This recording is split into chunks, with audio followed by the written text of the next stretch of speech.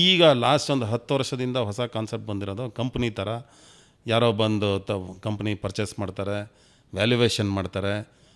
ಇದೆಲ್ಲ ಈಗ ಹೊಸ ಕಾನ್ಸೆಪ್ಟ್ ಬಂದಿರೋದು.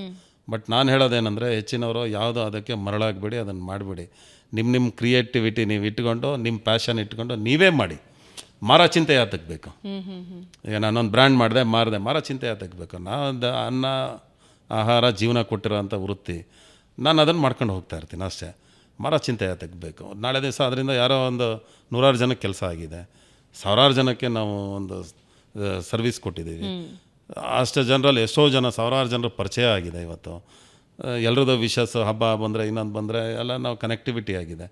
ಈ ಹೋಟೆಲ್ ಇಂಡಸ್ಟ್ರಿಯಲ್ಲಿ ಮಾತ್ರ ನಾವು ಇಷ್ಟು ಜನನ ನಾವು ಪರಿಚಯ ಮಾಡ್ಕೊಳಕ್ಕೆ ಸಾಧ್ಯ ಇರೋದು. ಬೇರೆ ಎಲ್ಲೋ ಇಷ್ಟು ಜನ ನಮ್ಮ ಕನೆಕ್ಷನ್ಗೆ ಸಿಗೋದೇ ಇಲ್ಲ. 1000 ಜನ ಯಾವ ಊರಲ್ಲಿ ಹೋದ್ರೂ ನಮ್ಮನ್ನು ಗುರುತಿಸ್ತಾರೆ. ಅದರಿಂದ ಇದನ್ನು ಮಾರೋ ಚಿಂತೆ ಬಿಟ್ಬಿಟ್ಟು ನಾವು ಇದನ್ನು ಬೆಳೆಸೋದು ಹೇಗೆ, ಉಳಿಸ್ಕೊಳ್ಳೋದು ಹೇಗೆ, ಇದ್ರ ಬಗ್ಗೆ ಚಿಂತೆ ಮಾಡಬೇಕು ಅಂತ ನಾನು